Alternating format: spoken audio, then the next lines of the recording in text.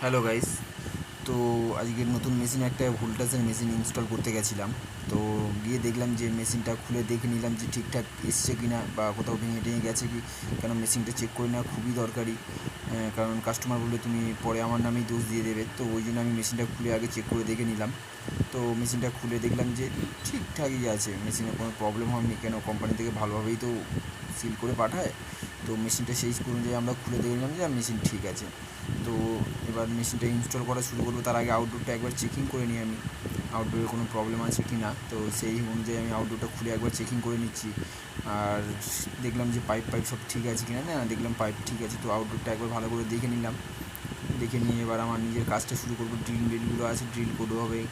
Drill করে ready করবো মেশিনটা। তো ড্রিল করতে ততক্ষণ তোমরা দেখতে থাকো, সঙ্গে থাকো আমাদের সাথে।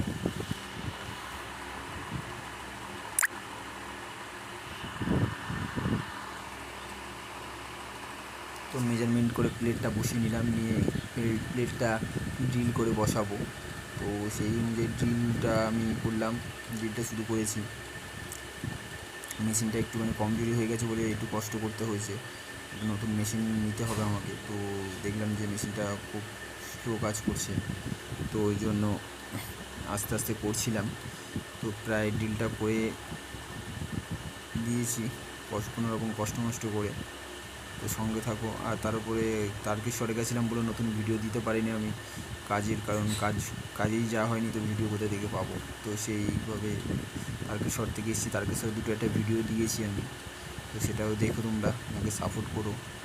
তো প্লেটটা বসানো হয়ে গেছে, বা ড্রিল করে আউটডোর পাইপ লাইনে এটা করে নেবো। আউটডোর পাইপ লাইনটা বার করার জন্য ড্রিলটা করে নিয়ে গর্তটা করে নেবো আমরা।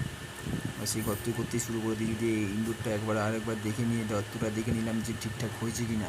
তো দেখলাম যে ঠিকই আছে গর্তটা। আউটডোরটা ঢালটা মেনলি ঢালটা চেক করে নেওয়ার দরকার। আউটডোরটা আমরা তুলছিলাম, এবার একা সিঁড়ির মধ্যে আউটডোরটা তুলছিলাম, তো কষ্ট হচ্ছিল। তো কিছু করার নেই, করতেও হবে। কারণ আমার সঙ্গে যে বাচ্চাটা থাকে সে ভিডিও করছিল, আমি কাজটা করছিলাম, যার জন্য একটু কষ্ট হয়েছে। আর তোমরা দেখেও বলো যে কোনো জায়গায় ভুল হলে আমাকে বলে দিও, কেন ভুল হলেই মানুষ শিখতে পারে। সেই কারণেই বসে নিলাম আউটডোরটা।